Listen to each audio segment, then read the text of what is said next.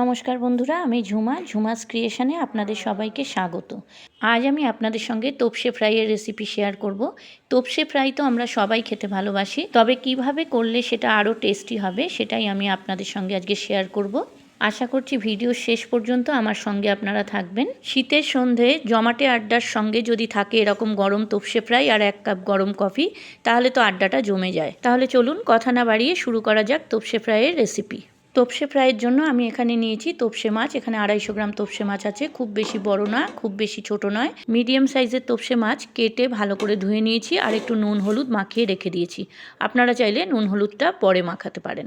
এদিকে নিয়েছি পেঁয়াজ, একটা মিডিয়াম সাইজের পেঁয়াজ, 10-12টা রসুন আর 1 ইঞ্চি সাইজের আদা। এগুলো মিক্সার গ্রাইন্ডারে পেস্ট করে নেব। এবার আদা পেঁয়াজ রসুনের যে পেস্টটা করেছিলাম তার থেকে হাফ আমি মাছের মধ্যে দেব আর হাফ রেখে দেব, পরে সেটা কাজে লাগাবো। এরপর এতে দেব হাফ চামচ লঙ্কার গুঁড়ো, হাফ চামচ নুন আর 1 টুকরো লেবুর রস। এবার সবগুলো খুব ভালো করে ম্যারিনেট করে আমি 15-20 মিনিটের জন্য ঢাকা দিয়ে রেখে দেব। আপনারা কে কোথা দিয়ে আমার এই ভিডিওটা দেখছেন বন্ধুরা কমেন্টে জানাবেন, আর রেসিপিটা কেমন লাগলো সেটাও কিন্তু কমেন্টে জানাতে ভুলবেন না।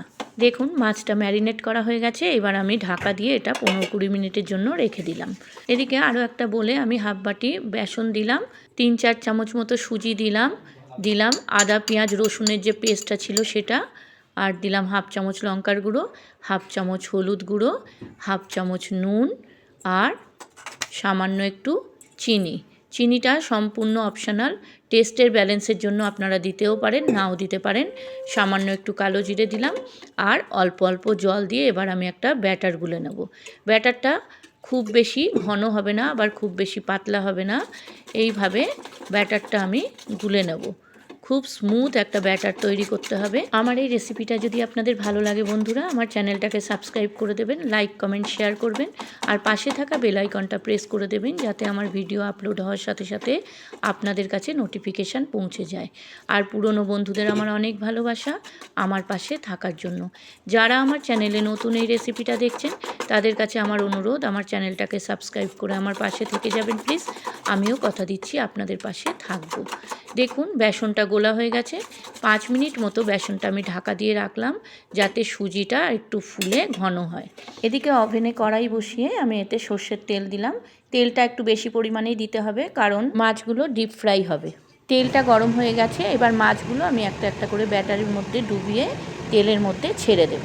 প্রথমে তেলটা হাই ফ্লেমে গরম করে নিতে হবে, তারপর তেল গরম হয়ে গেলে মাছটা যখন আমরা ফ্রাই করব তখন লো টু মিডিয়াম হিটে এটা ফ্রাই করতে হবে।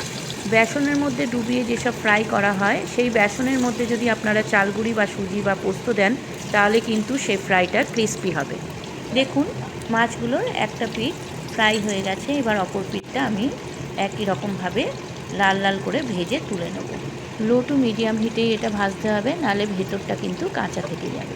দেখুন আর একটা দিক ভাজা হয়ে গেছে। এবার আমি মাছগুলোকে তুলে নেব। এবার ওই তেলেই আর যে কটা মাছ আছে সে কটাও ভেজে নেব। তোপসে প্রায় রেডি। দেখুন তো হয়েছে না লোভনীয়, খেতেও কিন্তু অসাধারণ হয়েছে। তাড়াতাড়ি চলে আসুন তোপসে ফ্রাই খেতে, সঙ্গে কিন্তু কফিও আছে। আপনারা যারা ফেসবুক থেকে আমার এই রেসিপিটা দেখছেন আমার ফেসবুক পেজটাকে ফলো করে দেবেন, আর যারা ইউটিউব থেকে দেখছেন আমার ইউটিউব চ্যানেলটাকে সাবস্ক্রাইব করে আমার পাশে থেকে যাবেন প্লিজ। আপনারা ভালো থাকুন, সুস্থ থাকুন। আবার আসবো আমি অন্য দিন অন্য কোনো রেসিপি নিয়ে। আজকের মতো চলি। ধন্যবাদ বন্ধুরা।